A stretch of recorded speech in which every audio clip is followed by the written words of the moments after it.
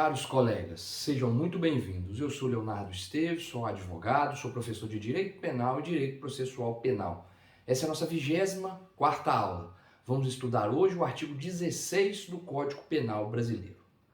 Lembrando que na última aula nós estudamos o artigo 15, falamos do arrependimento eficaz e da desistência voluntária.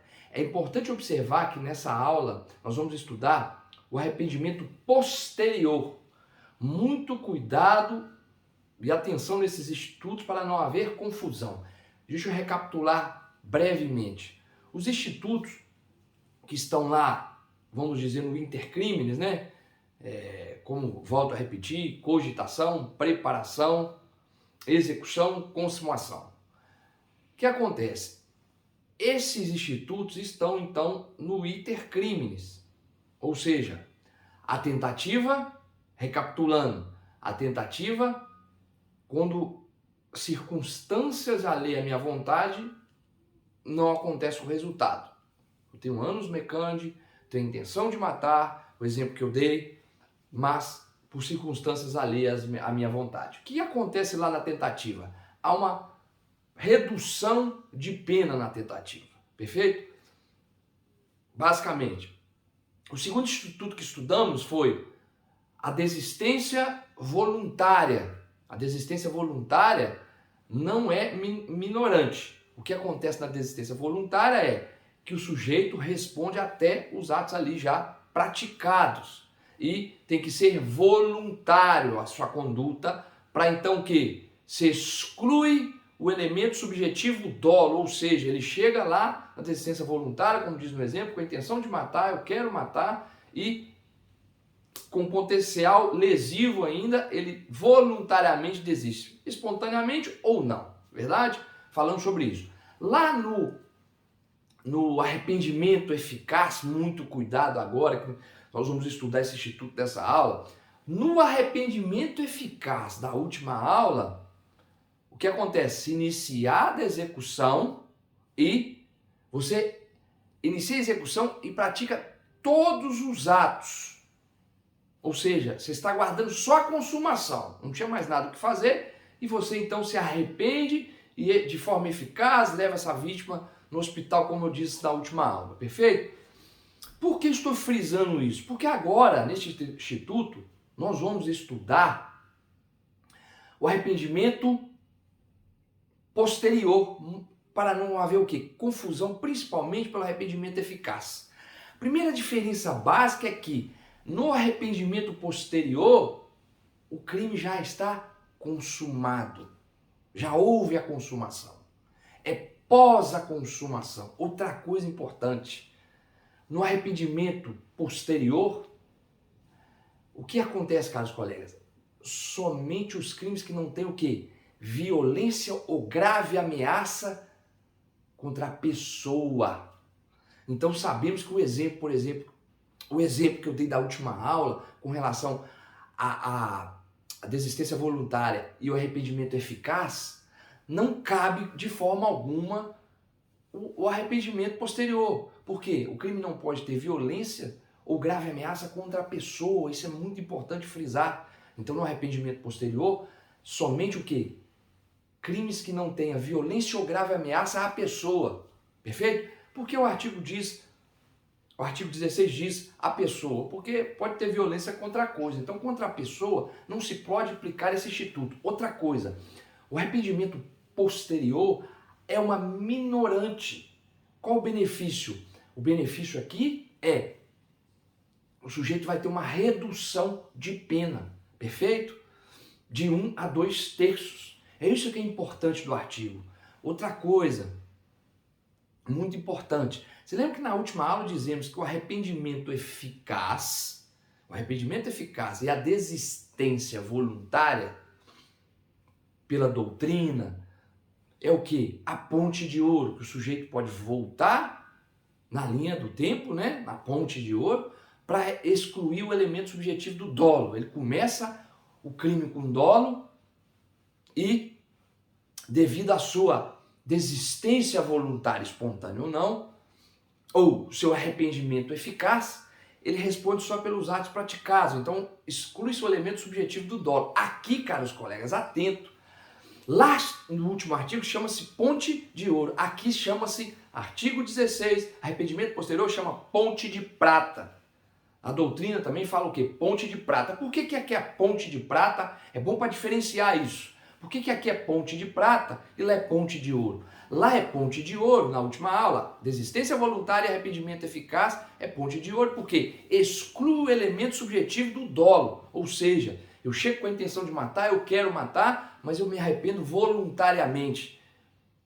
Igual o exemplo da última aula.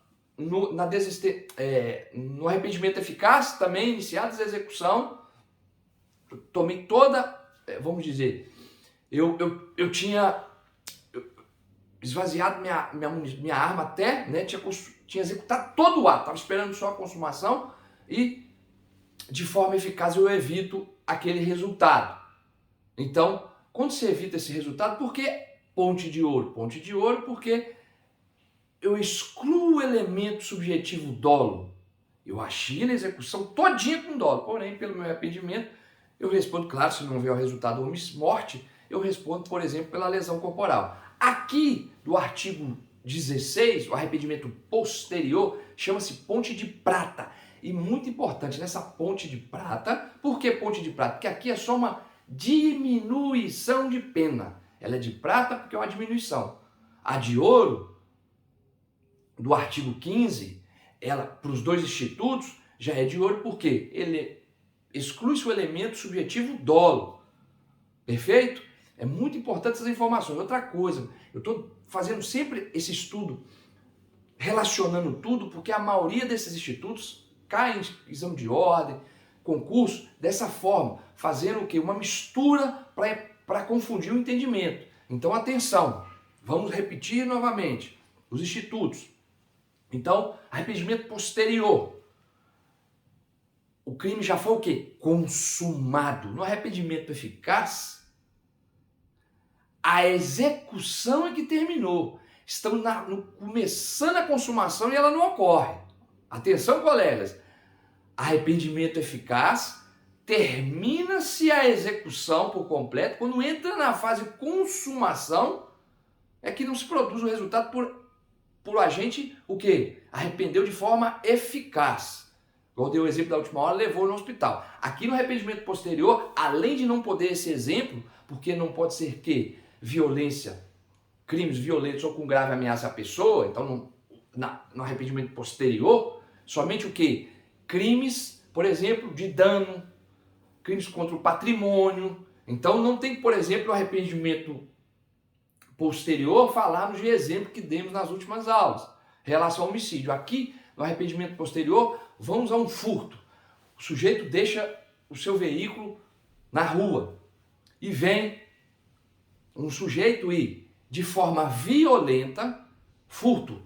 O proprietário já não está no veículo, de forma violenta, bate um pé de cabra, o que for, e quebra o vidro para tirar a bolsa que está lá dentro. Observa, caros colegas, que houve violência a coisa, perfeito? Então, se aplica o arrependimento posterior, perfeito? E aí, esse sujeito corre com essa bolsa e depois arrepende, ou seja, ele já consumou o furto, veja bem, quebrou o vidro, tirou a bolsa, foi embora, aí chega na sua casa com a bolsa, abre a bolsa e vê, é de uma senhora, vários boletos para pagamento, a senhora está endividada, eu ainda roubei o dinheiro dela, eu vou fazer a devolução. Nesse caso é que se aplica, ele devolvendo a bolsa, ele vai responder pelo crime de furto qualificado, claro, porém ele vai ter o quê? Direito ao arrependimento posterior, que seria a redução de 1 a 2/3 de sua pena. Atenção, caros colegas, importante observar que no arrependimento posterior há necessidade, até quando a gente tem um tempo para se arrepender posteriormente, entregar a coisa, restituir a coisa ou reparar o dano. Quando é esse prazo? Bem, esse prazo se termina até o recebimento da denúncia. Então, caros colegas, recebimento da denúncia. Muito atentos a essa parte do artigo, porque as pessoas confundem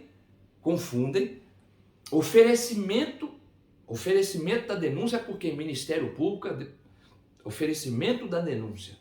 Quem oferece a denúncia? O promotor de justiça oferece a denúncia.